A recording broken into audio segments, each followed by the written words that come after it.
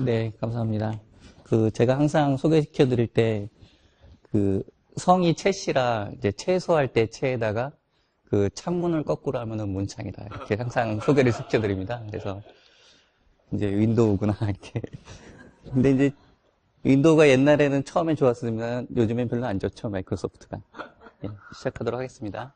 이게 좀 핫한 주제죠. 주제 자체가 보면은 재미있고 핫한 주제이긴 하지만, 제가 어느 이 분야에 대해서 전문적이라던가 안 그런 부분들이 많습니다. 그래서 이렇게 제가 발표를 해드리면서 나름대로 느꼈던 것들이며 아니면 경험했던 거 포함해서 다른 분들께서 하셨던 말씀이나 이런 것들을 같이 말씀을 드릴 테니까 중간중간 이제 질문하실 거 있으면 제가 아는 한도에서 질문을 해드리도록 하겠습니다. 발표 자료가 2시간이라 그래서 상당히 애매하더라고요. 20분이나 보통 40분, 뭐 이렇게 길어야 1시간인데 2시간이면 되게 좀 애매한 시간이거든요. 이 장수를 넘어가면서. 그래서 이 한 줄짜리 슬라이드를 280페이지를 만들었습니다. 그래갖고 따져보니까 25초를 딱 맞추면 되더라고요. 2시간이. 근데 그렇게 않고 이제 막 넘어갈 테니까요. 중간중간에 한번 보시죠. 자, 일단 이제 오늘 오셔서 뭐 새로운 거라든지 아니면 저런 게 있었구나 뭐 이런 거보다는 지금까지 있던 어떤 큰 그림을 그리는 큰 그림 가운데서 뭔가를 이렇게 얻는 그런 화두를 던지는 스스로에게 그런 계기가 됐으면 좋겠습니다. 자, 우선 제가 직장을 2번째 직장인가 다니면서 거기에 어떤 사수께서 저한테 항상 그런 말씀 하셨습니다. 무슨 일을 하고 있는데, 너 지금 지도를 그리고 있느냐? 그래서, 지도요? 무슨 지도요? 막 이렇게 반문을 한 적이 있는데, 혹시 이 지도가 무슨 지도인지 아십니까? 로한 나오고, 뭐, 곤도르 나오고, 예, 반지의 제왕이죠.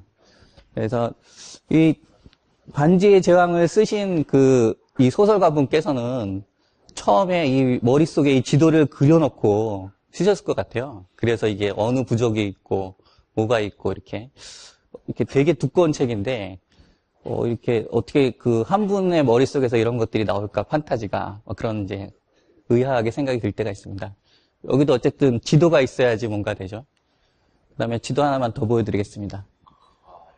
이 유명한 저기죠. 저 북쪽에 더 윈터 이즈 커밍 딱 그러면서 아직 내년도에 개봉을 하고자 하는 뭐죠? 제목이 이게? 예, 왕제의 게임이라는 제목인데요.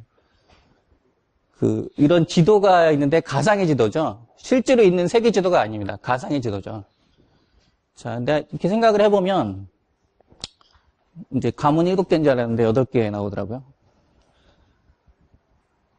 제일 중요한 거는 지금 지도가 있고, 지도가 없으면은 만드셔야 되고, 각자의 자기의 내가 하고 있는 영역이든, 아니면은 내가 지금 있던 직장이든, 아니면 같이 일하는 곳이건, 나는 어디에 있는가를 아는 것이 제일 중요한데, 그러기 위해서는 지도를 만들어야 되지 않을까. 자신만의 지도를. 라고 생각을 합니다. 누가 그려주는 지도일 수도 있지만, 우선 자기가 만드는 게 제일 중요할 것 같습니다. 그래서 지금 예를 들어서 이제 우리나라다 그러면은 지정학적으로 중국과 일본 사이에 있고 뭐 아무개는 일본 가서 이러고 뭐 누구는 또 중국 가고 이런 식으로 지정학적으로 참 어려운 상황에 있습니다라고 얘기를 하는 것처럼 현재 상황을 제대로 알기 위해서는 내가 나의 지도를 그리고 그 지도 상황에서 내가 어디에 있다라고 이렇게 포인트를 찍는 게 중요하죠. 잘 찍어야 되겠죠. 내가 어디 있는지를 이렇게 찍는 것도 참 중요하죠.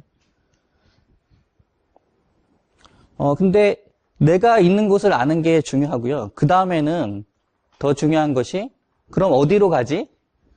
현재 있는 곳이 이렇게 있으니까 그럼 어디로 가야 되지? 라는 거를 이제 봐야 되는데 그거를 보는 거 역시도 지도 속에서 내가 이제 가는 거죠.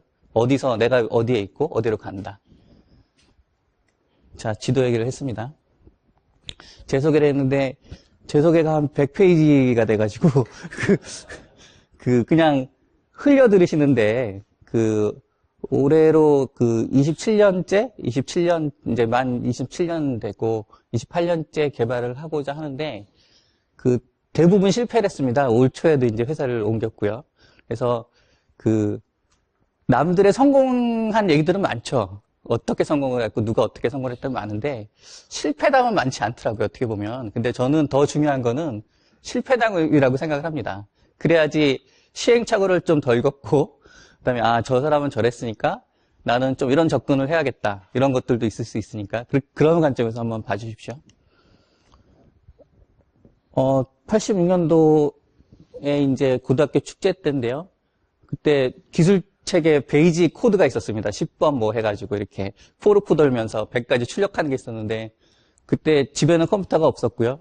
그때 축제 때 딱 만져보고 외워서 이거 100번 해갖고 i는 1 딱 넣는데 렛이라고 있었어요. 그 기술책에. 그 렛 i는 1 그랬더니 뒤에 어떤 사람이 야, 너 그거 렛 요즘엔 안 써. 요즘 베이직은 그거 없어. 그래갖고 그렇게 하시더라고요. 그래갖고 딱 그 프린트 그 포르프를 넥스트를 딱 누르는 순간 1부터 100까지 이제 딱 출력이 됐어요. 그래갖고 아, 나는 이거다. 이걸로 이제 60까지 내가 평생 먹고 살아야지. 이렇게 결심을 하게 됐습니다.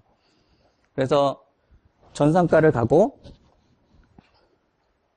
91년도에 이제 바로 이제 졸업을 하고 나서부터 그 이쪽 관련된 일을 했습니다. 근데 대기업에는 가기 싫었어요. 일부러. 그 대기업에 가면 어떤 생각을 했었냐면 저기 멋진 2층 집을 짓고 싶은데 누가 2층 집을 지을까라고 스스로 반문을 해봤습니다. 그랬더니 아, 이렇게 그 벽돌집 지으시는 분 있잖아요.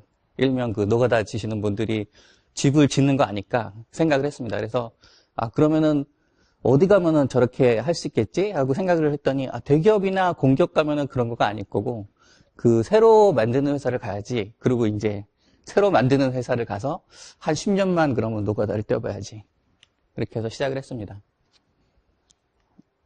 뭐 결론적으로는 이제 앞으로도 한 10년이고 올해 이제 51니까 이제 60까지는 얼마 안 남았죠. 근데 지금 상황에서는 한 20년을 더 해야 되지 않을까 하는 그런 생각을 하고 있습니다. 자, 이제 블로그를 한 지 한 8년 됐는데요. 그 시작한 이유는 한 40 넘어서부터 이 노안도 오고 그다음에 제일 큰 거는 이제 기억력의 감퇴였습니다. 그 스스로 만들어 놓은 거를 이렇게 나중에 리마인드 하는데 시간이 되게 많이 걸리더라고요. 거꾸로 이렇게 코드를 만들어 놨든 뭐가 됐든. 그래서 안 되겠다. 이렇게 정리를 해야지. 그다음부터는 무언가를 새로운 기술을 익히건 조그만 거를 외우건 이제 좀 정리를 하기 시작했습니다. 그래서 정리를 했더니 결국 자신이 하는 일을 기록을 하기 시작했죠. 이게 이제 이런 말을 하면서는 가끔 이런 말을 하는데 그 수색대에 5명이 이렇게 가면은 수색대에 이렇게 갔을 때 4명이 앞을 보고 있고 항상 한 명은 맨 뒤에서 뒤를 보고 간대요. 그 얘기는 뒤에서 적이 올 수 있으니. 근데 그 뜻은 저는 이제 어떻게 해석을 했냐면 5번 중에 4번은 예를 들어서 남의 거를 보고 읽고 어디 스택 오버플로에서 새로운 코드를 따고 인터넷을 찾고 이렇게 하지만 어떤 한 번은 그중에 한 번은 내가 했던 걸 다시 리마인드해서 정리를 해야만 결국은 또 자기 있게 되더라는 그런 생각이 들더라고요. 그래서 아, 그렇게 해야지 라고 이제 결심을 한 거죠. 네, 또 하나는 이제 하다 보니까 가끔 가다가 올라오지만 그 아래 댓글에 그 몇 시간 동안 고생해서 뭐 하루 동안 막 고생했다가 이렇게 찾아서 고맙습니다라고 이제 누군가는 이렇게 고맙다고 댓글을 남겨주시면 항상 저는 그 답에 이제 저의 보람입니다라고 이제 하는데 어떤 생각이 드냐면 그 제가 똑같이 시간을 하루를 허비를 해서 뭔가를 찾았어요. 그 해답을. 그랬을 때 다른 사람도 역시 비슷하게 시행착오를 겪거든요. 그러면은 그런 시행착오를 겪는 거를 줄였으면 아, 그분께서는 또 다른 그 절약된 시간으로 더 좋은 일을 생산적인 일이나 더 좋은 일을 또 하고 거꾸로 또 그분께서 그 남은 시간을 또 다른 분에게 또 이렇게 시행착오를 줄이는 역할들을 또 많이 쌓는다면 우리가 그런다면 우리 주위에 있는 우리나라 현실의 그 개발자들이 지금보다는 조금 더 나은 환경에서 개발할 수 있지 않을까라는 이제 생각이 항상 들었습니다. 많이는 못하고 있지만. 그래서 이제 시작을 했고, 한 8년 됐습니다. 그 며칠 전에 본 건데 한 300만 누적 정도 들어왔더라고요. 그리고 주중에는 한 8천 정도 이렇게 들어오시고, 어쩌다가 이제 구글에서 이렇게 찾으면은 제게 메뉴에 올라올 때 깜짝깜짝 놀랍니다. 그리고 뭐 이제 댓글에 이게 2년 전에 아마 캡처했던 건데 이제 이렇게 해가지고 고맙다 그러고, 가장 최근에는 한 2011년도에 올린 글인데 고맙다고 이렇게 올리셨더라고요. 그래서 아직도 그걸 쓰나요? 그러면서 이제 어떻게 보면 컴퓨터가 변하지 않는 그렇게 빨리 변하는 것 같기도 한데, 또는 어떤 분야나 어떤 부분에 대해서는 또 옛날 거를 그대로, 옛날에 있던 XP 뭐 이런 거에 대한, 윈도우 7 이런 거에 대한 질문과 답도 아직도 찾으시기도 하고, 여기는 뭐 한참 찾다 보니까 왜 그런지 모르지만 그 중동에서 왜 제 링크를 했는지는 의아하게 생각하고 있습니다, 항상. 자, 그래서 6번의 직장을 다니며 이렇게 살펴봤습니다. 스스로를 이렇게 20몇 년을 되돌아봤더니, 첫 번째 스타트업을 들어갔는데, 그때 연구개발단에 옐로우 페이지라고 있었어요, KT에. 거기서, 그 당시에는 그 이야기 채팅 해가지고, 그 문자로 왔다 갔다 하는 그거였죠. 그 모뎀 찍찍 하면서. 그때 당시에는 그 도트가 없었으니까요, 그랬을 때 거기에 그 하이텔 단말기라고 나눠졌었어요. 그게 그 비디오 텍스라 해서 그 벡터로 이렇게 그리는 거였는데, 그때 거기서 제일 처음에 이제 옐로우 페이지라고 그 전자전화번호부를 먼저 하고자 했다. 이제 그렇게 말씀하셨는데, 그 프로젝트를 하게 됐습니다. 을병 뭐 이 정도로. 옐로우 페이지가 이제 업종, 그 노란색 업종 검색하는 거죠. 거기서 항상 어떤 분이, 야, 그 옐로우 페이지에 짜장면이라는 건 없대요. 중국집이 있었지. 그래서 근데 사람들이 짜장면을 찾는다는 거예요. 거기서 짜장면 하면은 중국집 하게 나오게 해줘.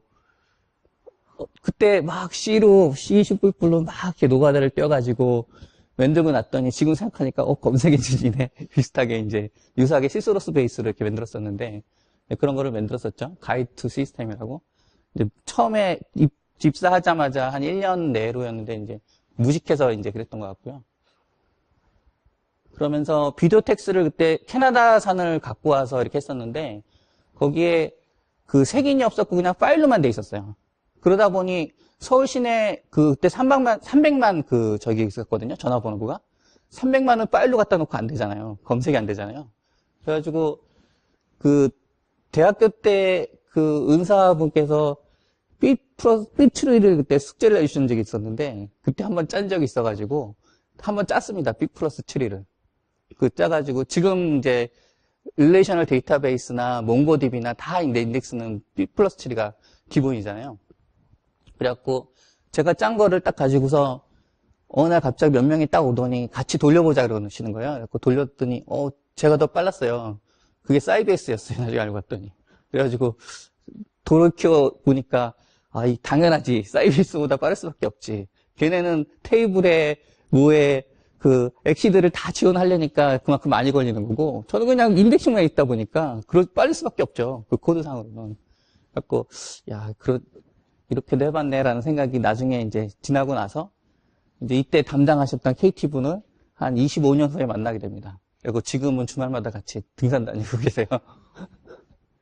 그러니까 항상 지금 일하고 계실 때 갑이시든 을이시든 이제 이렇게 항상 좋게 이렇게 살아야지 한 20년 후에 보면은 이렇게 발을 바뀌어가지고 만날 수도 있고.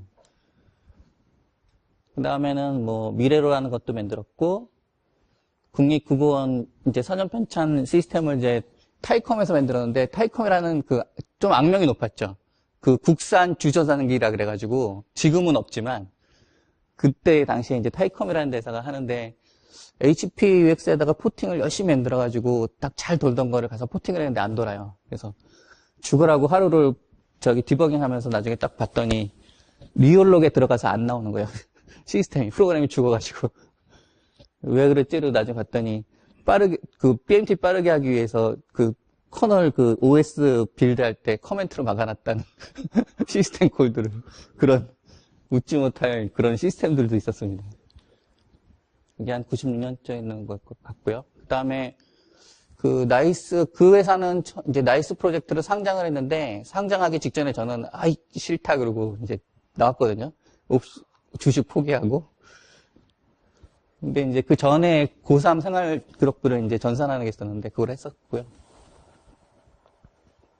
그래서 그 회사는 보니까 제품만 한 것도 아니었고, 옛날이죠. 90년 초에. SI도 했었어요. SI도 하고, 제품도 있었어요. 근데 그게 이제 운때가 맞아서 같이 하게 된 거죠. 어떤 곳에. 그래서 그게 이렇게 딱 시대의 편승과 제품과 SI성도 같이 포함되어야 되니까 어떤 공공 프로젝트를 하게 되면. 그래서 그런 것들이 맞아져서 이렇게 운때가 되면 이제, 이렇게 해서 잘 됐구나. 이제 그런 느낌을 받은 회사였습니다. 그리고 이제 나와서 이제 그 당시로선 지금 생각해보면 IoT였어요. 재봉기에 보면은 재봉기에 그 RPM 돌아가는 게 막 이렇게 있는데, 그 훈련소에 이렇게 할 때, 그 재봉기 그 훈련하는 거에 RPM을 딱 넣으면은 이렇게 드르륵 박을 때 구두를 이렇게 드르륵 올라갔다가 떨어지고 이런 게 RPM 그 곡선이 나오는데, 그걸 곡선으로 그리고, 그걸 훈련에 잘하는 사람이 이렇게 보여주고, 잘하는 그래프 뒤에 훈련생이 이렇게 따라가라. 이런 거를 이제 하려고 그 당시에 했었는데, 지금 생각해보면, 이런 게 IoT였는데, 이렇게 그 옛날에 생각이 들었고요. 그다음에 이제 그 회사에서는 이제 EDI 위주로 작업을 했어서 조달청 프로젝트를 했었죠. 그래서 조달 EDI라는 거를 그 당시에 했어서 이제 웹 EDI 97년인가 이렇게 했었는데 한 4, 5년을 했었는데 웹 프로그램을 했던 최초였던 것 같아요. 그 당시로서는.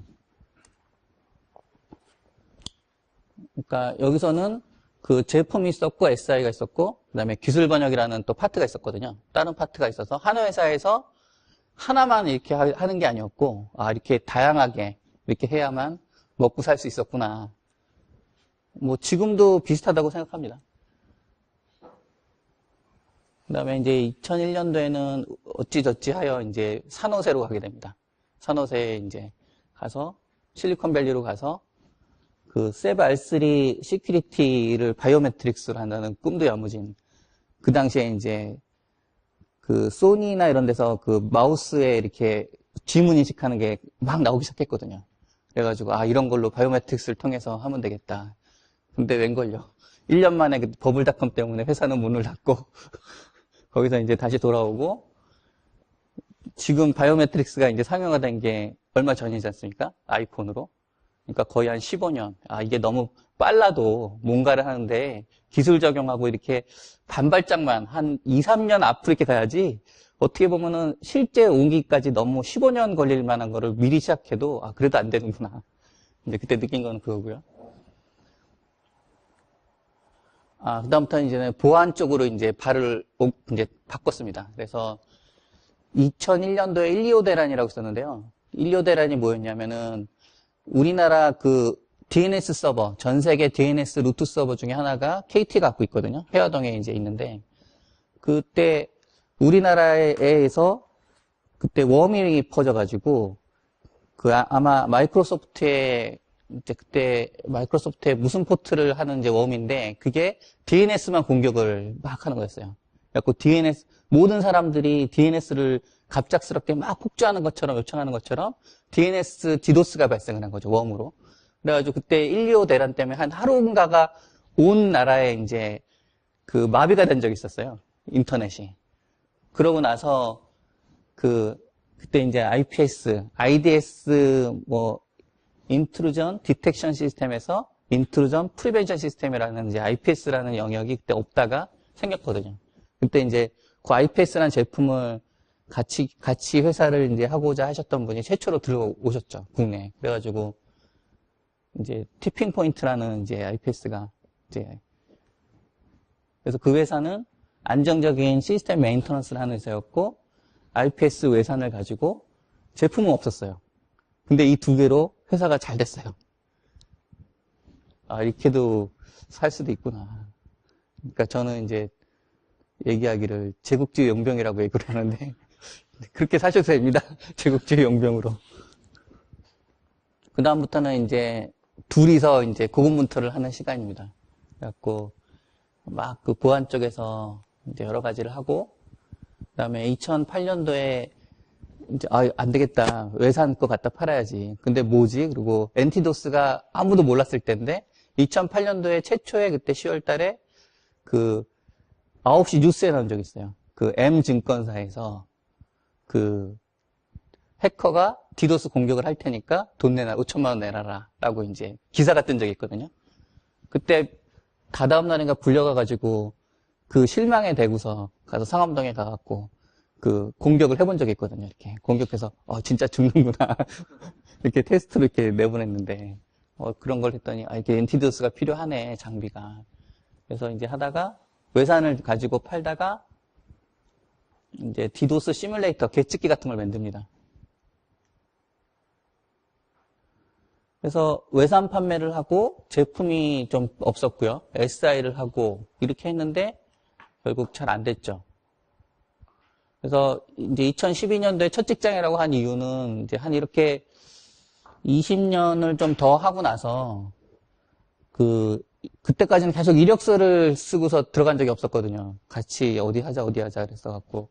그래갖고 이때 2012년도에 처음으로 한번 이력서를 딱 냈거든요. 쭉 이렇게 냈더니 5군데서 보자 그러시더라고요. 그 중에 첫 번째를 갔습니다. 거기는 이제 한 200명 정도 되는 회사였어가지고 연구소에서 개발을 해서 제품이 나오고 그래서 여기 연구소가 있구나. 그 다음에 기술 지원도 있고 그래서 고객한테 바로 가는 게 아니고 연구소는 바로 안 가도 기술 지원이 이제 지원을 해주니까 되는구나. 그 다음에 영업하고 고객을 통해서 이제 사업을 할 수 있구나. 제가 이제 100명 넘은 회사를 처음 간 거였어요, 이때. 그래갖고 몰랐죠. 이제 조직이나 뭐 이런 것들은. 그래서 보니까 제품, 이제 장비였는데, 장비하고 이제 사업을 통해서 했는데, 서비스가 없었어요. 서비스가. 그러니까 그 어플라이언스를 주로 판매를 하다 보니까 서비스가 없었어요. 그래갖고 서비스가 있어야 된다라고 이제 계속 말씀드렸었는데, 근데 이제 서비스가 잘 안 되고, 그러다 보니까 사업도 같이 안 된 그런 케이스가 있었습니다. 그러니까 이때는 뭘 느꼈냐면, 지금 그 K뱅크, 카카오뱅크 그래가지고 그 365 코너 없는 데가 있었잖아요. 근데 이 회사는 우리나라에서 마켓쉐어 1등인 그 365 코너의 VPN 장비를 납품하는 회사였어요. 근데 지금 해마다 줄이잖아요. 이렇게 해마다 그 무인 점포 뭐 비슷하게 해서 해마다 줄이고 은행 저기를 줄이고. 근데 그 속도가 클라우드로 이렇게 금방 갈 것 같은, 그러니까 큰 클라우드로 결코 못 간다. 우리나라 금융은 클라우드로 결코 못 간다라고 생각을 막 하고 이렇게 함에도 불구하고 이런 어플라이언스가 안 팔리는구나 이제 클라우드가 되면. 왜냐하면 자 온프레미스라고 하는 것처럼 각각 회사들이 다 자기네 이렇게 서버도 사고 모두 사고 장비를 샀다 그러면은 거기에 VPN 장비라든지 방화벽이라든지 이런 게 다 엔개가 팔릴 텐데 지금은 클라우드에 서비스로 이렇게 올라가 버리면 거기엔 필요가 없거든요. 장비가, 어플라이언스가 필요가 없거든요. 왜냐하면 거기는 소프트웨어 어플라이언스를 하거나 아니면 거기 나름대로의 방어책을 갖다 놓지 그런 1, 2, 3등, 국내산 1, 2, 3등 방화벽, 엔티도스, IPS 이런 어플라이언스 장비가 안 팔리거든요. 근데 그게 생각보다 되게 빠르더라고요. 한 5년 만에 이렇게. 그래서 그런 추세와 더불어서 이렇게 추세에 맞게끔 가야만 살아남는구나 라는 걸 뼈저리게 느끼고 이제 올해 드디어 이제 올 4월 달에 회사로 옮겼습니다. 그래서 개발과 서비스를 하는 회사였는데요. 이제 온프라미스로 하기도 하고 이제 APM 회사였습니다. 그 퍼포먼스 모니터링 해주는 회사였고요. 그다음에 서비스를 로컬로도 하고 있는데 최근에 이제 산호세에 브랜치를 내서 글로벌 사스 쪽으로 가려고 이제 하고 있습니다. 자, 그래서 이제 이렇게 하다 보니 요렇게 지금 6번째를 하다 보니까 제가 나름대로 느낀 그 UI 관점에서 바라본 점이 있습니다. 한번 보시죠. 이건 좀 개발자를 위주로 한 거일 수도 있는데요. 자, 이때 당시에 처음에는 그 키보드, 마우스가 없었어요. 키보드만 있었을 당시에는 CLI가 있었거든요. 커맨드 라인 인터페이스. 텍스트로 이렇게 있던 부분이 있었고요. 그 다음에는 마우스가 나오고 막 하면서 그 래피드 애플리케이션 디벨롭먼트에서 레드 3총사가 있었어요. 그게 이제 델파이, 비주얼 베이직, 파워빌더. 이 당시에는 파워빌더로 되게 많이, 파워빌더만 하고 델파이만 해도 충분히 밥 먹고 살고 막 그런 시대가 있었는데요. 그러다가 이제 웹 애플리케이션, 그래서 CGI 나오고, 뭐 웹 애플리케이션, WAS 나오고, 서버 사이드 스크립팅인 PHP, ASP, JSP가 나오기 시작했죠.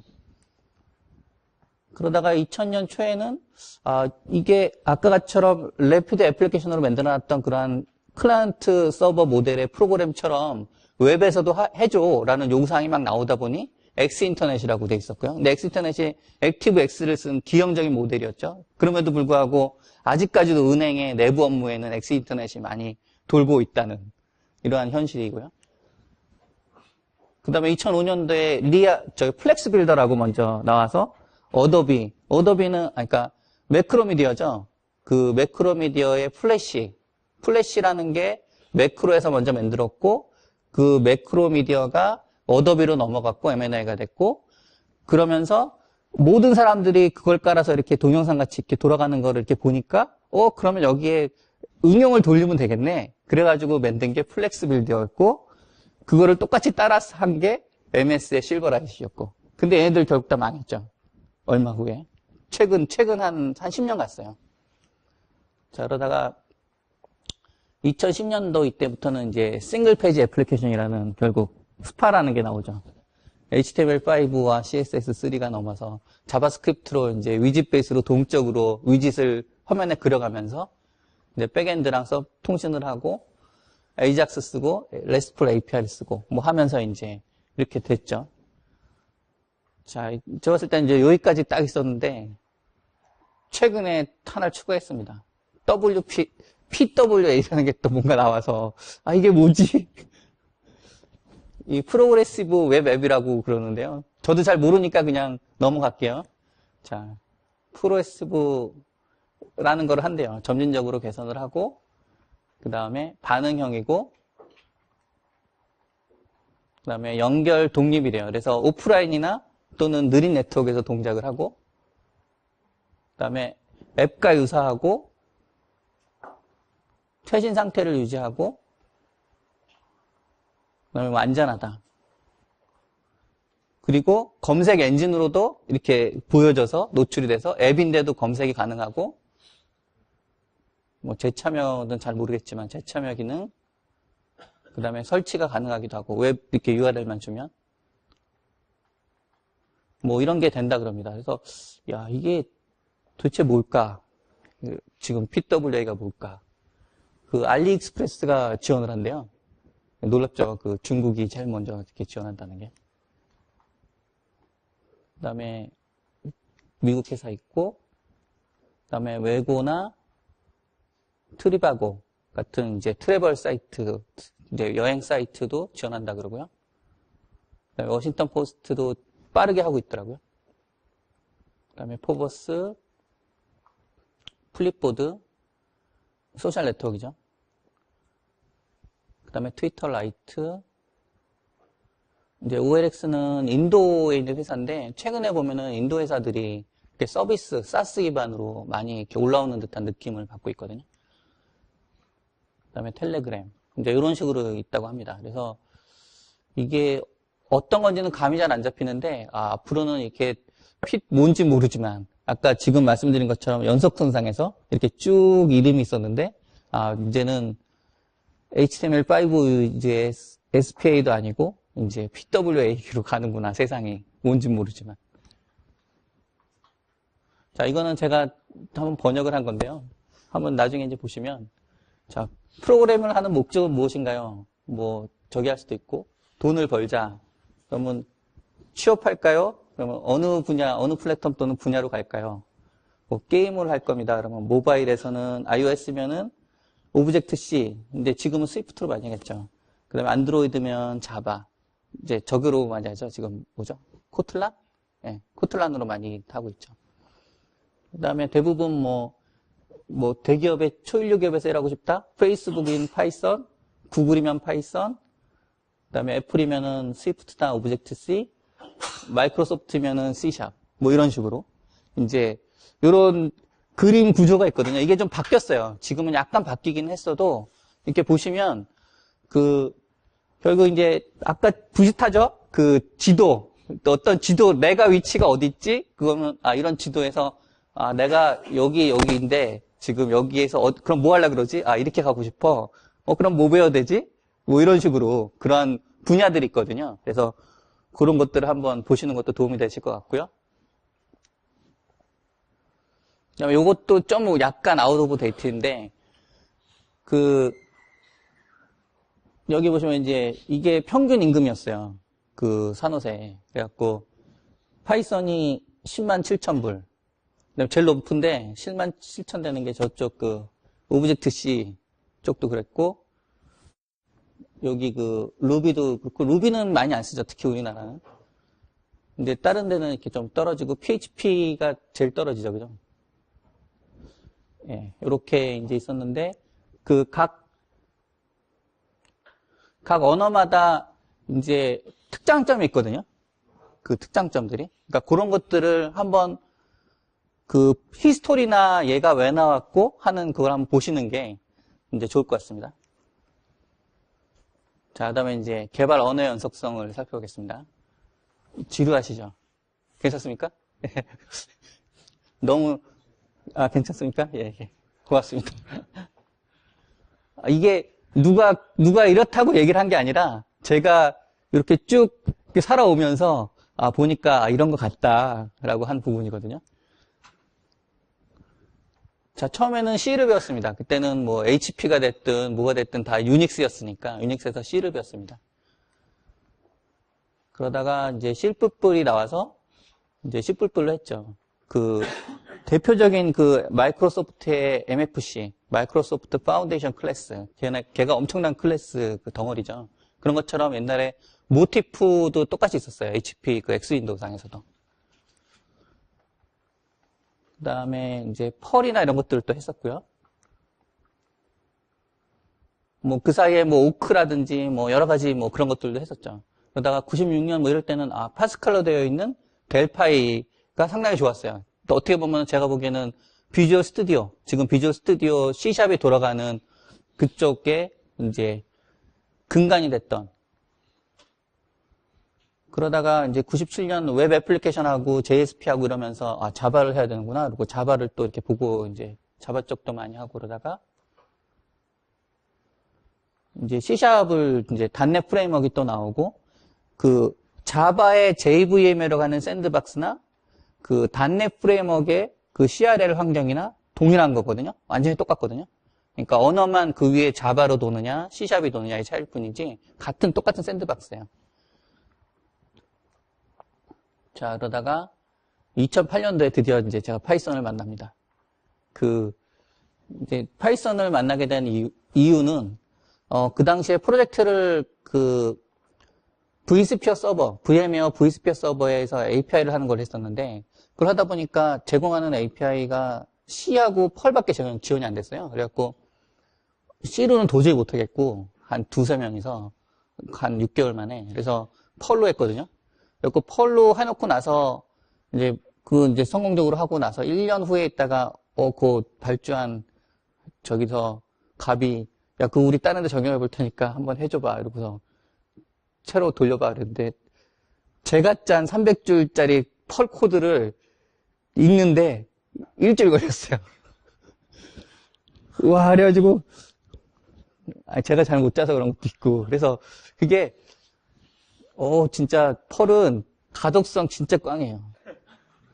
근데 그 다음으로 안 좋은 게 PHP예요. PHP는 펄을 저기로 아버지로 해서 만들었거든요.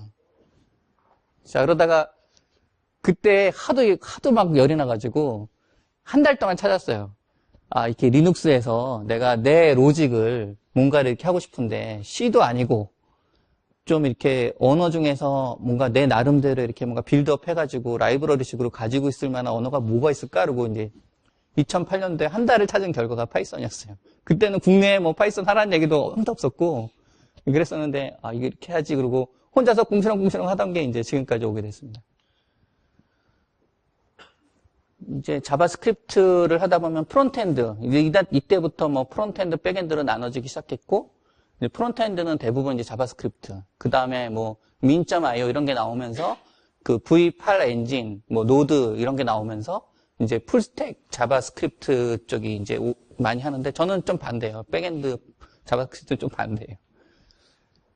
자, 그리고 아직은 이제 고를 마음대로 잘 쓰지는 못하지만 그 고가 지금 이제 다커나 인플럭스DB, 그라파나 같은 그런 라이브러리를 만든 언어거든요. 재밌게도 그 파이썬 만든 사람이 이제 구글에 있었죠. 지금은 딴 데 갔지만. 그 다음에 고도, 고랭이라는 이 고도 구글에서 만든 언어고요. 근데 지금까지 보셨던 언어 중에 C나 C++은 밑에 하위 레벨에서 컴파일하는 언어였고요. 그 다음에 그 사이에 샌드박스가 있었던 JVM하고 닷넷 프레임워크라는 애가 나왔고요. 그리고 파이썬, 루비, 펄 같은 애는 더 상위의 스크립트 언어거든요. 스크립트 언어인데, 자, 이 다음에 나왔던 재밌는 언어 두 개가 있어요. 최근에 나온. 고하고 동일한 게 스위프트인데요. 자, 랭귀지 피처는 하이 레벨하고 되게 유사해요. 이 파이썬이나 뭐 이런 애들하고 되게 유사한 반면, 얘네들은 컴파일이 돼요. 저 C처럼.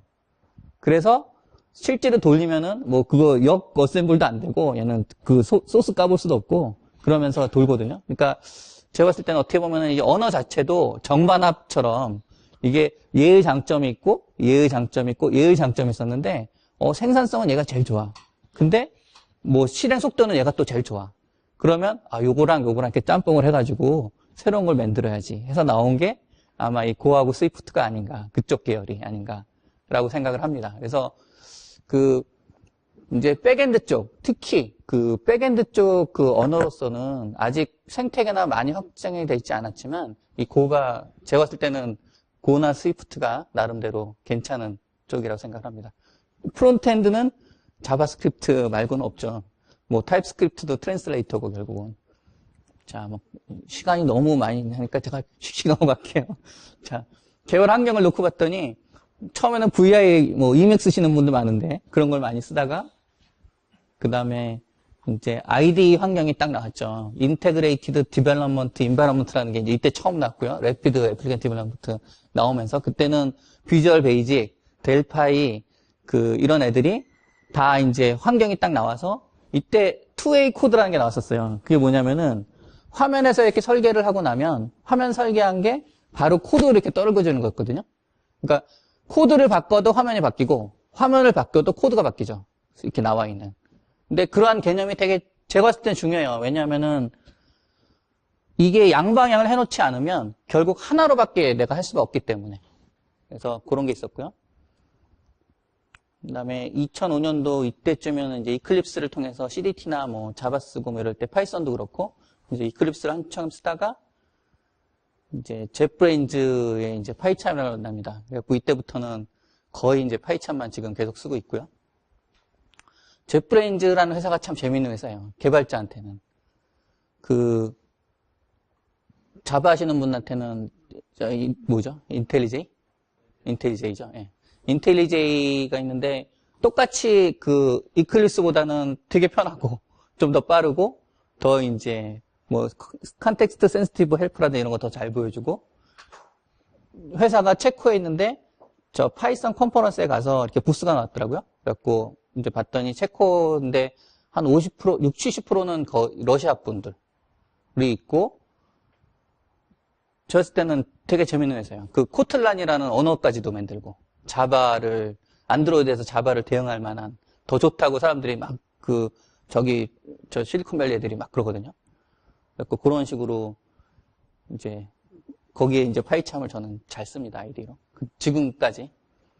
자, 그럼에도 변하지 않는 거. 그러니까 이렇게 많이 지금 변해왔는데, 무언가가.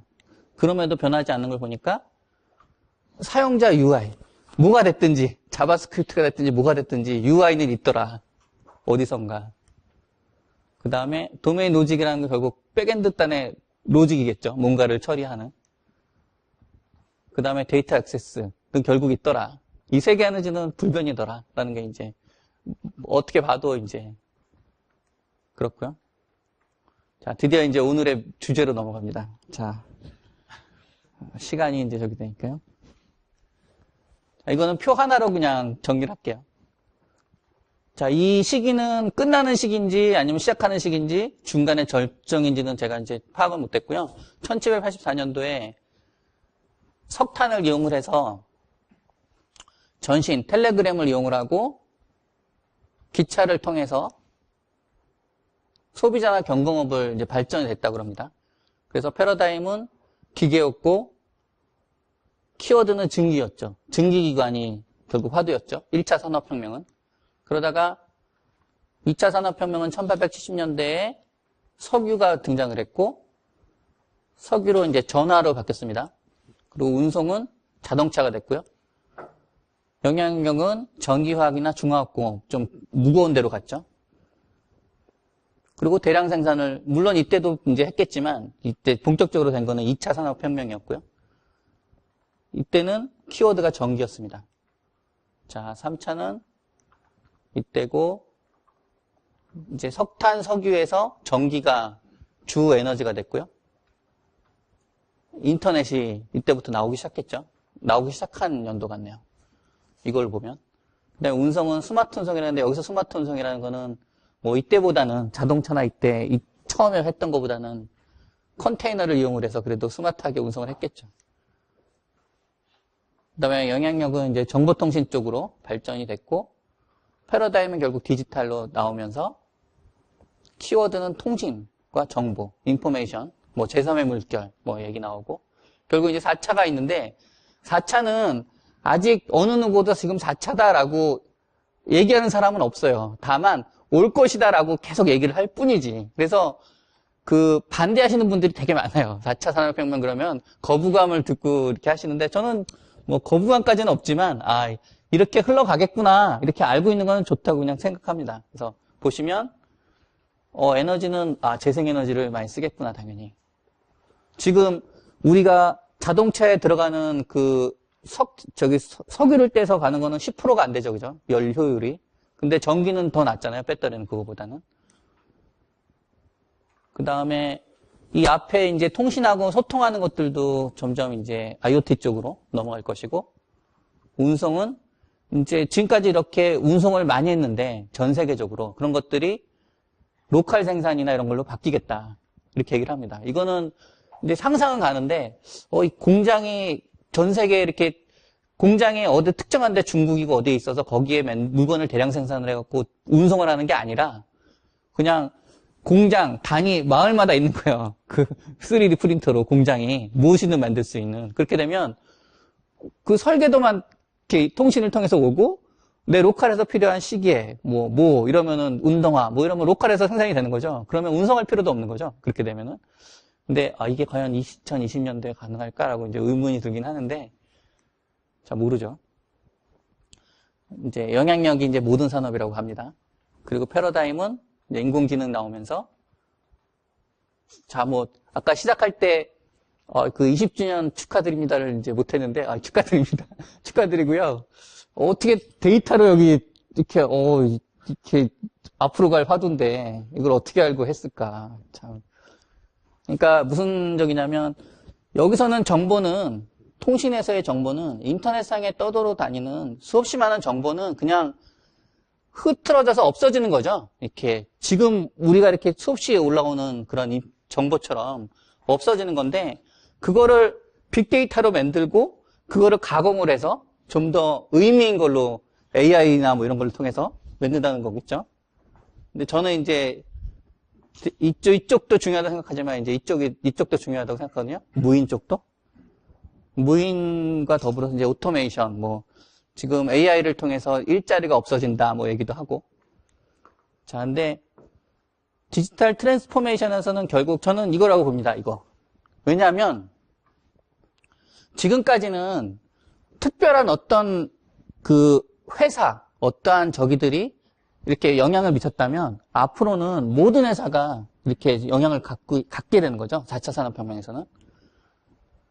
그래서 2007년도에 보면은 2차 산업혁명의 그 아까 석유에 나왔던 곳에 이렇게 엑슨모빌이나 페트로차이나 GE 이런 식으로 이런 회사들이 시가총액이었고요. 2017년대를 딱 보면 이제 소프트웨어 이런 IT 정보통신으로 다 옮기게 됩니다. 앞으로 10년 후에는 AI 업체든 이런 데가 이제 또 저기를 하겠죠. 자, 그래서 제가 이제 결론을 내린 거는, 디지털 트랜스포메이션 혁신은 모든 산업에 대해서 피할 수 없는 과정이며, 그러면 이렇게 변화를 하니까 변화에 성공한 기업만이 살아남을 수 있다라고 이제 생각이 들었습니다. 자, IBM을 보면은 IBM 같은 경우에 메인 프레임 만들고, 그다음에 저 띵크패드, 저 빨간 콩이 인상적이었던 레노버로 팔렸죠.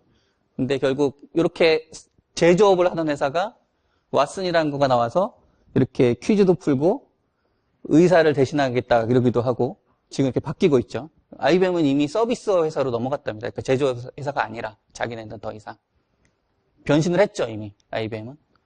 그다음에 아디다스 이제 판매한 회사인데 아디다스 스피드 팩토리 보시면은 이제 여기 얘기를 들은 거는 6명이서 여기 운영을 하는데 전 세계에서 주문을 한대요. 이렇게 아무도 만들어지지 않은, 그러니까 지금 만들어지지 않은 디자인만 있는 것들을 이렇게 선택을 하면 이 스피드 팩토리에서 6명이 자동 공장에 의해 가지고 생산이 돼서 일주일 만에 온대요, 집으로. 그러니까 되게 놀랍더라고요. 이게 아까 그 로컬 팩토리는 아니지만, 그러니까 이게 스피드 팩토리라는 게 앞으로는 이렇게 변하겠네. 이게 대량 생산이 아니라 점점 더 주문자 생산으로. GE인데요. GE는 뭐 엄청난 회사죠. 근데 GE가 하는 것들을 봤더니 이 프리딕스라는 단어를 찾았더니 아예 없는 단어더라고요. 그냥 이 자체가 고유 단어인데 프리딕스 클라우드 플랫폼, 그래서 이 산업군, 전기나 모든 것들을 통칭한 이런 것들을 클라우드로 하고 자기네가 그 플랫폼을 갖겠다라고 아예 선언을 했대요. 여기 또 엄청나죠. 그리고 지멘스 회사인데 이제 초음파하고 이런 의료 장비 만든다고 그냥 머릿속에 그렇게만 알고 있는데, 지멘스는 마인드스피어, 그래서 우리는 IoT 이쪽을 잡겠다, 다 잡겠다 이렇게 얘기를 하고 있습니다. 엔비디아 이제 이렇게 막 그래픽 카드 팔던 그냥 일개의 회사구나 이렇게 알고 있었는데, 지금은 요 하나가 2,000불인가 그래요. 그래갖고 노트북보다 비싸더라고요. 그러면서 이게 AI 플랫폼이 되고 GPU 클라우드를 맺는다. 요즘에 되게 핫하죠, 이거. 저기 비트코인 때문에. 그래서 그 아시는 분이 그 IDC 만드시는데 그 IDC에 그 렉마다 2A 넘는 게 없었대요. 그러니까 2A로 충분하게 이제 딱 해놨더니 어느 날 갑자기 쫙 기존에 있던 거 다 내쫓고 얘가 다 들어왔다면서. 이게 무섭긴 무서운가 봐요, 비트코인이. 자, 그래서 이렇게 뜨고 있죠. 그래서 과거에 제조업을 도와주는 IT였는데 지금은 소프트웨어 업체가 제조회사를 인수를 하고 있더라, 거꾸로. 구글이 이제 모토로라 인수했는데 잘 안 됐죠, 이 부분은. 근데 이건 안 된 건 아니고 특허 때문에 이랬다고도 얘기를 하더라고요. 그래서 망했다는 얘기는 안 해요. 그 다음에 네스트라고 하는 IoT 쪽 솔루션을 인수했고요. 페이스북은 오큘러스라고 하는 VR 쪽. 2빌런이면 2조인데 저희거든요. 마이크로소프트가 노키아를 인수했는데 이거는 8조를 낭비했다라고 이제 기사에 떠 있더라고요. 그냥 사기만 했나 봐요. 거의 이제 마이크로소프트 폰이 죽었으니까 시장에서. 자, 소프트뱅크가 이제 무서운데요. 그 ARM이라고 하는 IoT에 들어가는 조그만 장비, CPU든 이런 그 만드는 회사죠. 그 ARM을 32조에 샀대요. 그리고 가격은 제가 찾으니까 안 나오던데, 여기 보스턴 다이나믹스라고 이거 동영상 본 적 있죠? 막 움직이는데 이렇게 막 밀어도 안 넘어지는 애, 이렇게 네 발로 막 짐 싣고 다니는 그런 애가 있는데, 그 보스턴 다이나믹스하고 그 똑같이 셰프트라고 하는 애가 있는데, 얘도 아마 구글 알파벳에 있는 회사인가 이렇게 얘기가 나오고 있더라고요. 근데 금액도 안 나와요. 금액도 안 나오는데 그 인수한다고, M&A 한다고, 소프트뱅크가. 그래서 제가 봤을 때는 소프트뱅크에서 터미네이터가 제일 먼저 나오지 않을까 하는. 자, 결국 소프트웨어 중심의 빠른 디지털 변화 혁신만이 다가오는 시대에 살아남을 수 있는 방편이다라고 생각이 들었습니다. 자, 이제 데브옵스를 하는데 간단히 넘어갈게요. 자, 똑같은 얘기예요. 사업을 하면서 살아남는 유일한 방법은 경쟁사보다 더 빠르게 혁신하는 것입니다. 자, 여기 넘어갈게요. 60년 전의 자원은 이제 이때 IBM이 그 5메가짜리 하드디스크가 이랬대요. 그 당시에. 5메가면은 상상이 안 가시죠? 지금 USB도 128개가 뭐 이렇게 64개가 나오니까. 근데 이제 과거에 자원 비교를 해보면 과거에는 컴퓨터가 어마무시하게 비쌌어요. 그죠? 컴퓨터 자체가. 뭐 나사 그 영화에도 그렇고. 근데 사람이 쌌어요, 훨씬. 그러다 보니까 현재는 반대가 됐죠. 컴퓨팅 자원은 엄청나게 많은 반면 아주 그 능력 있는 개발자를 구하기는 되게 힘들다고 모든 사람들이 그래요. 자, 그래서 가장 비싼 자원을 최적화하세요. 자, 이거는 넘어갈게요. 이제 CPU 비교한 거는 CPU 한 클락이 1초라고 따졌을 때 하드디스크나 이런 애들이 이만큼 많이 걸린다. 그러니까 실제로 통신을 하는 데는 뭐 8년이 걸리고, 그러니까 실제로 똑딱 그 2GHz CPU가 초당 2기가를 도는 거잖아요. 200만 번 이렇게 도는데 그게 1초라고 가정을 했을 때 통신을 하면은 8년이 걸린다. 이런 뜻이죠. 그러니까 생각보다 많이 걸리는데 그럼에도 불구하고 지금은 괜찮다. 이 통신이나 이런 것들이 충분히. 그래서 과거 자원을 보니까 CPU 메모리 하드디스크가 인건비보다 어마무시하게 커가지고 과거에는 박사들 고용해서 알고리즘을 최적화해가지고 CPU를 최소한 쓰는 게 가장 효과적이었대요. 그래서 아주 그 고급 두뇌들을 해서 하루 종일 막 한 달 동안 알고리즘 짜고 막 이렇게 했던 거죠. 그러다가 개발에 시간이 걸려도 실행 프로그램을 최적화하면 됨. 이제 과거에는. 그리고 이제 상대적으로 느리죠.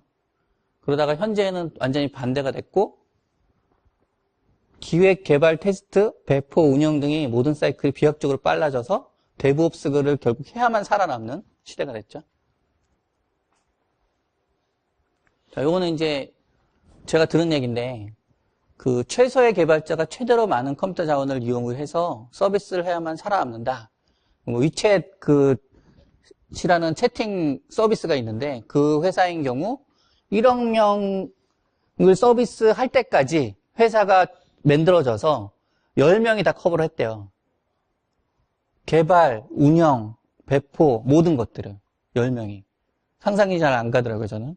저도 옛날 사람이라 이게 상상이 안 가는데 클라우드 환경이죠. 예, 물론 클라우드 환경이죠. 예. 그러니까 이미 뭐 파스든 뭐 그 위에서 다 돼 있겠죠. 근데 지금 만약에 스타트업을 하는데 서버부터 사면은 그거는 망하는 거죠. 바로 망하는 거죠.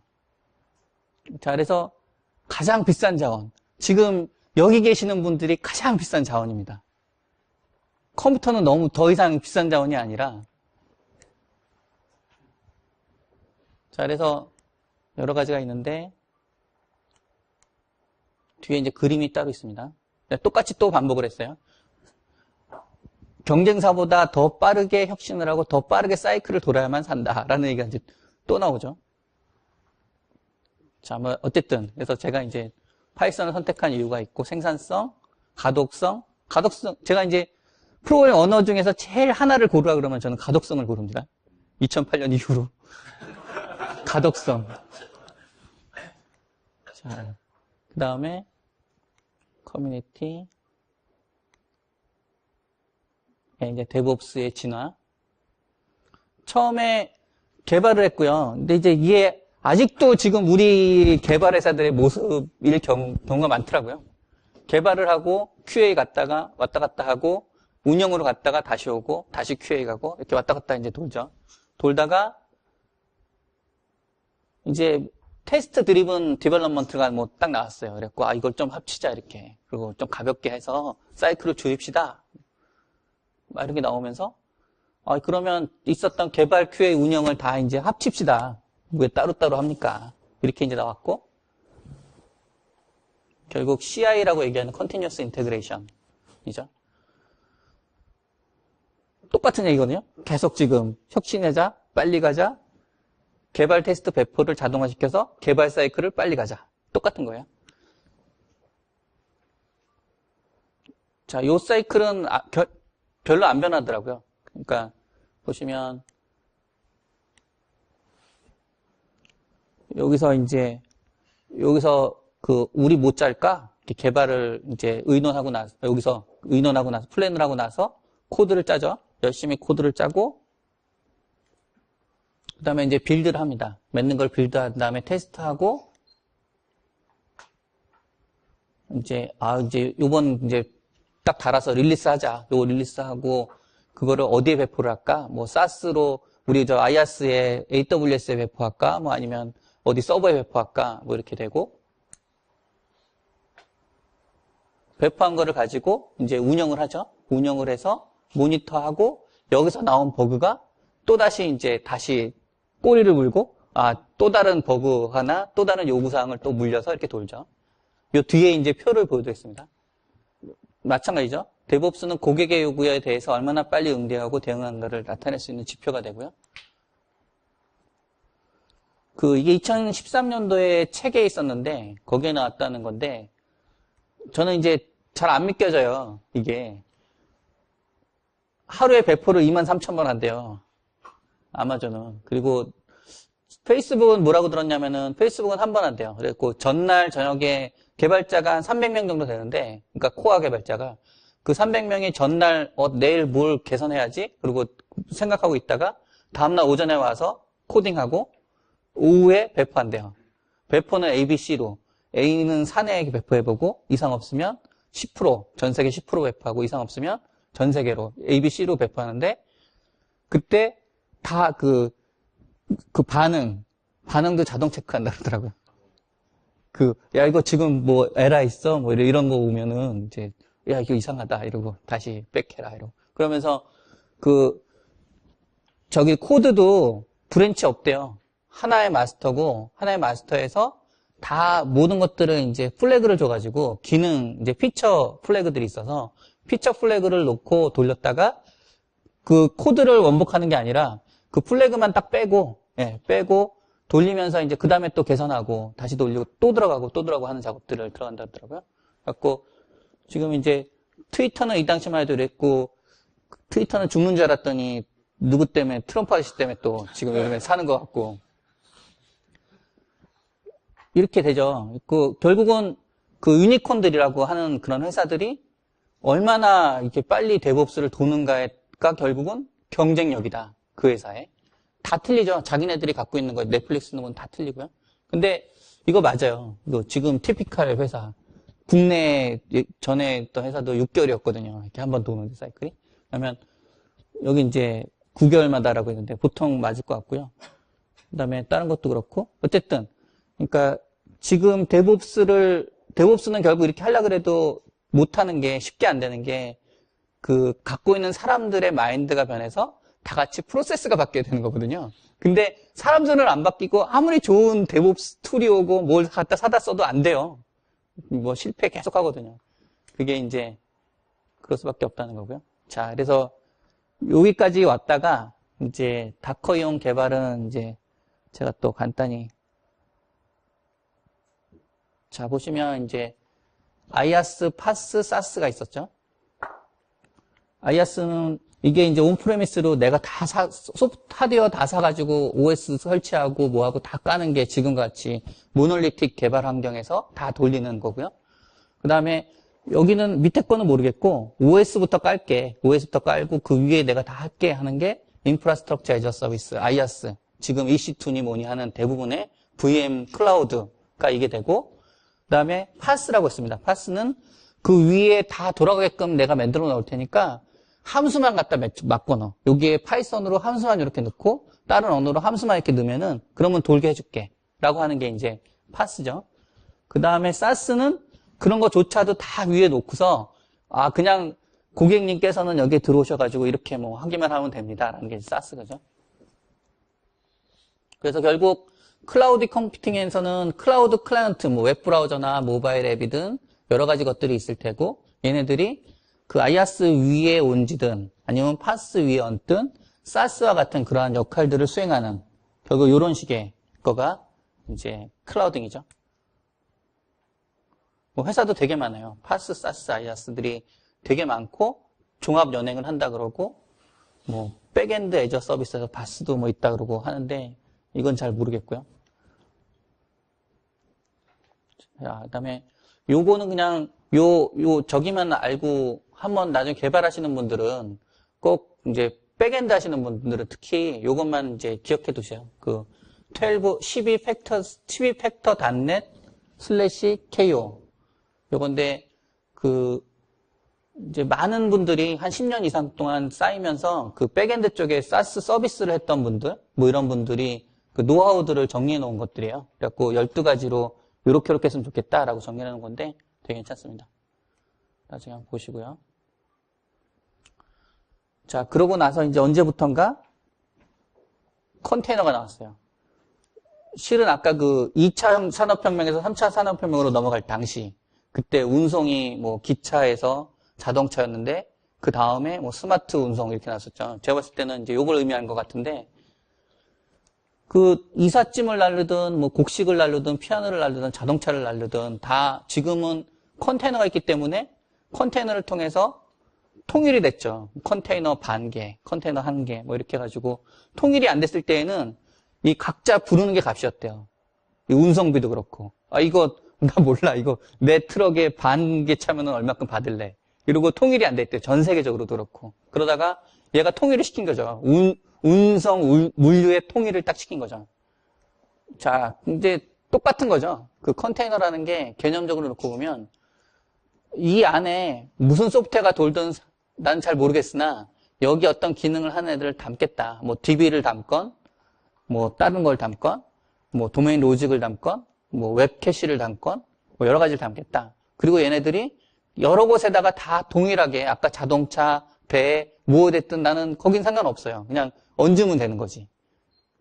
이게 온프레미스로 내 노트북에서도 돌 수 있고 우리가 구축해 놓은 렉에서도 똑같이 돌고 그 다음에 클라우드에서도 돌고 이렇게 된다 그러면은 이 클라우드에 다 담으면은 그냥 하나에 담으면 끝이네 이렇게 된 거죠. 개념적으로는 아주 좋아요. 되게 좋아요. 자, 그래서 왼쪽에 서비스가 있고 얘네들이 하나로 만들어 놓으면 각자 이제 어디든 디플로이가 된다. 그런 개념이죠. 뭐 여러 가지 뭐 기술적으로 얘기가 있지만 뭐 여기 보시면은 요 부분 요 부분이 요렇게 줄었죠. 요렇게 줄은 거거든요. 그래서 그 보통 VM을 하나 돌릴 그런 성능이면 그러니까 하나 돌릴 그런 하드웨어를 가진다면 요 컨테이너를 10개에서 뭐 15개 정도 돌린다 그러거든요. 그러니까 똑같은 기능을 하는.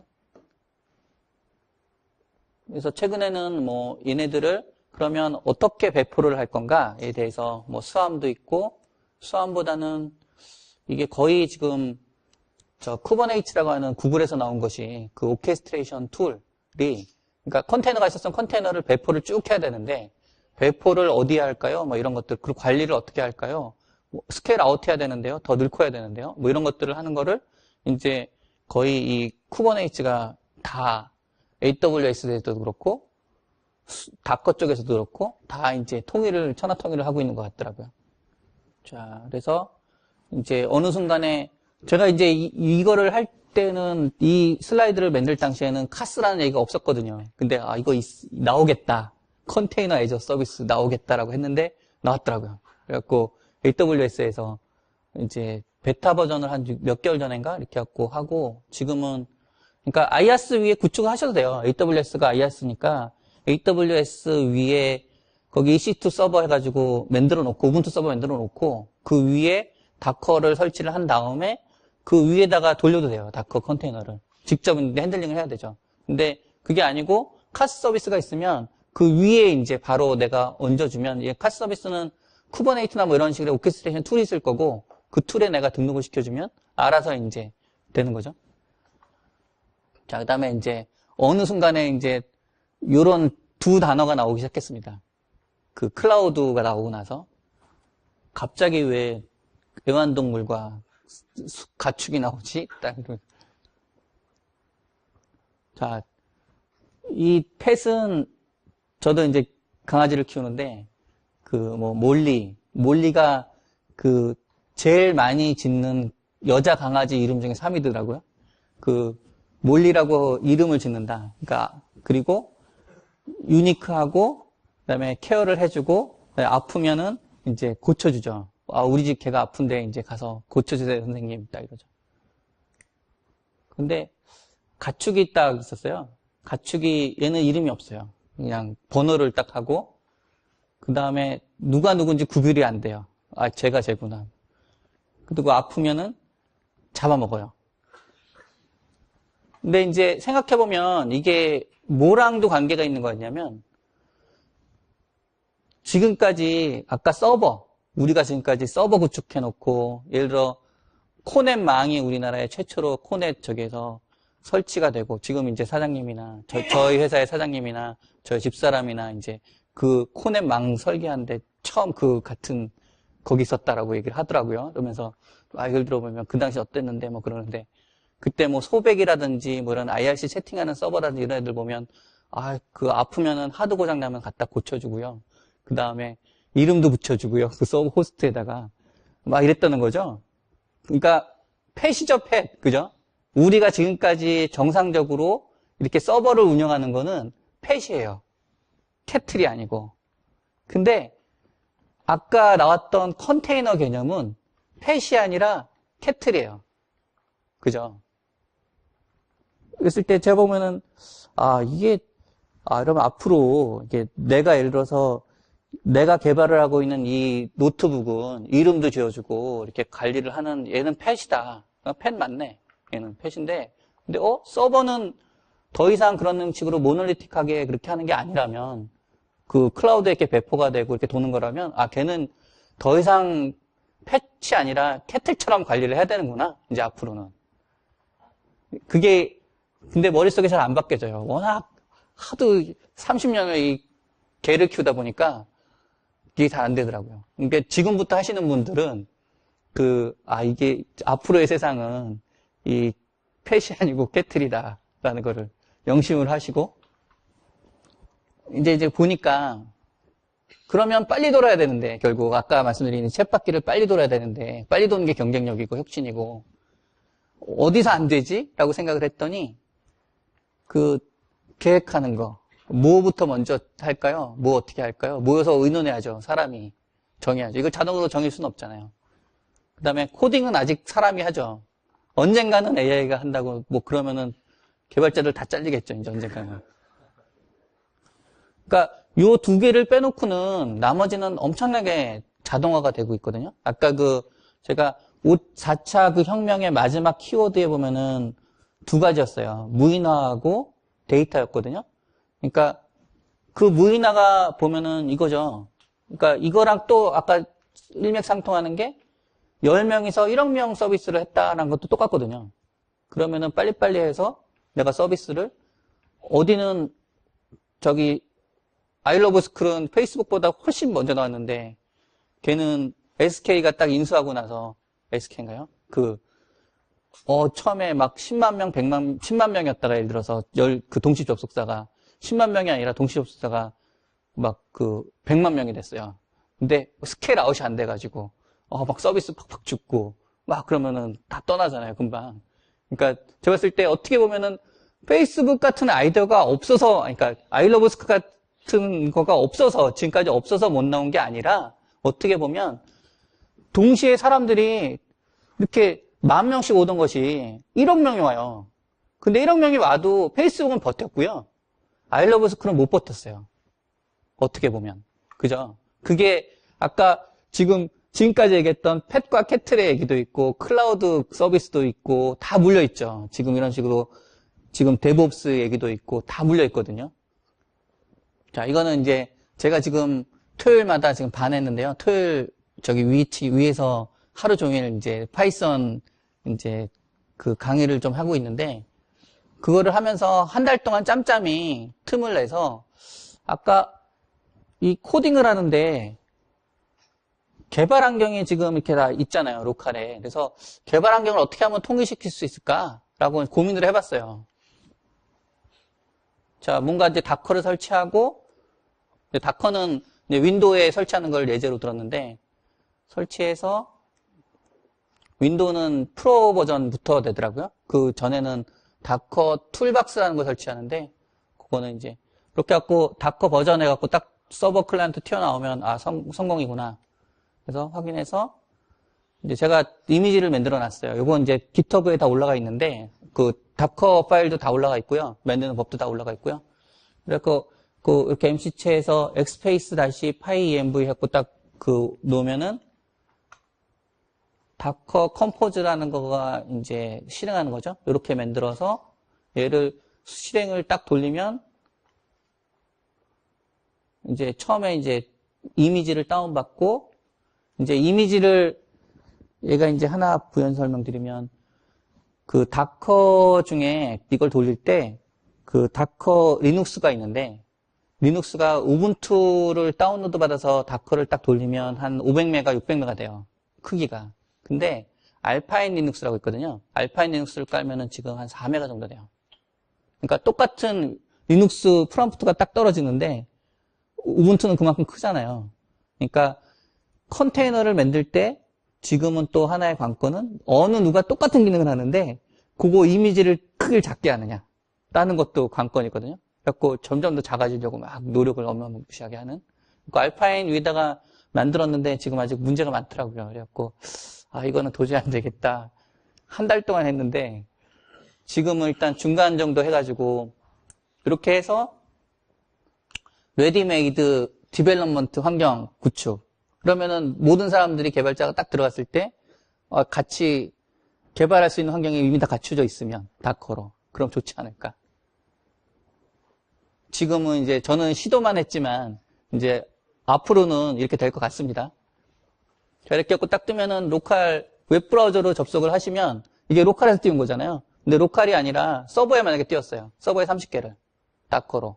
그러면 자기 그 어떤 포트로 딱 들어가면 해당 개발 환경이 딱 들어가는 거죠. 예, 그래서 뭐 파이썬 아이디를 돌릴 수 있다. 파이참을.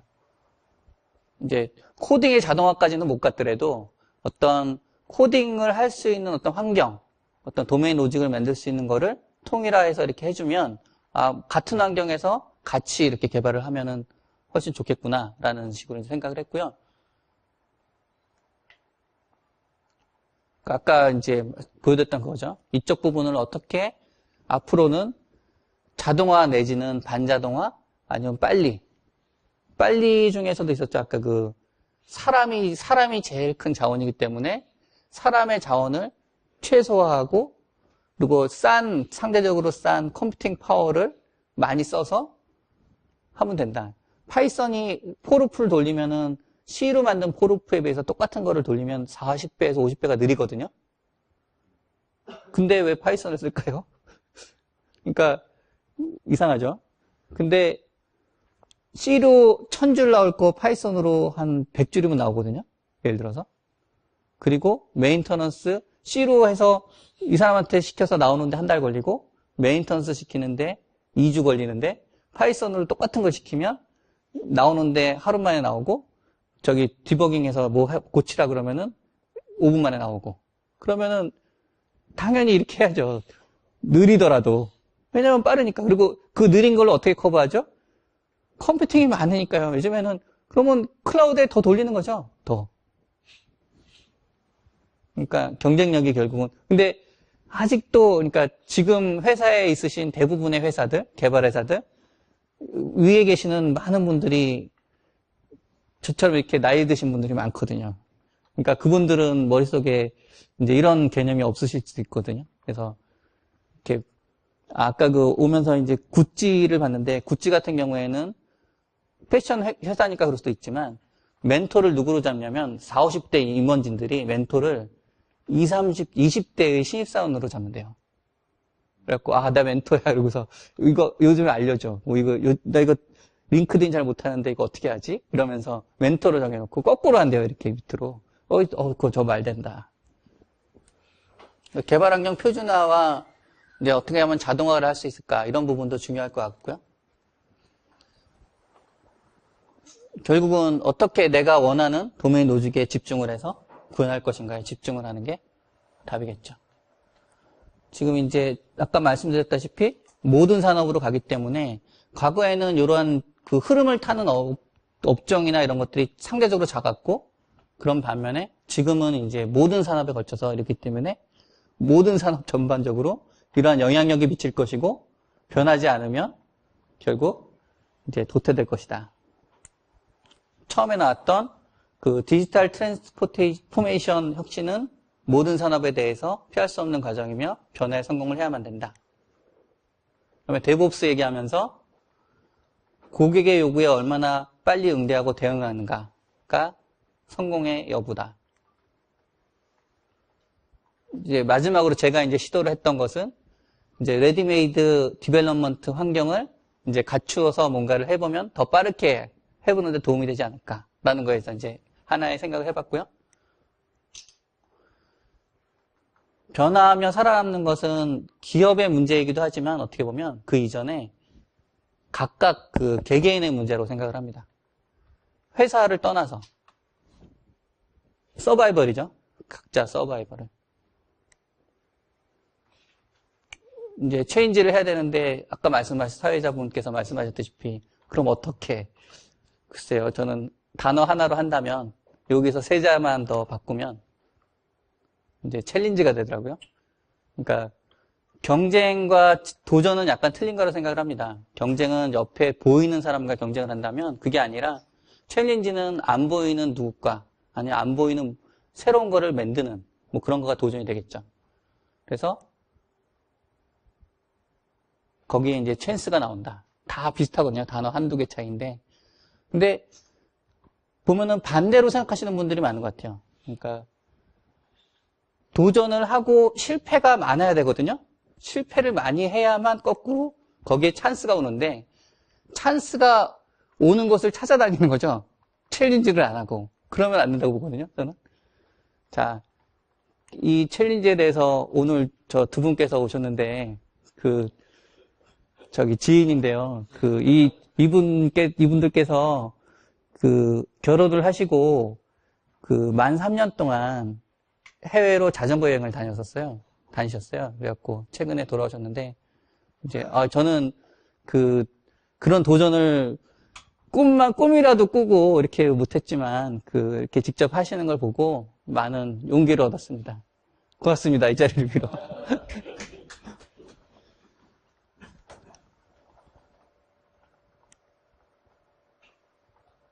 자, 그러면 이제 장표는 다 마쳤고요. 궁금하신 점 있으면은 답변해 드리겠습니다.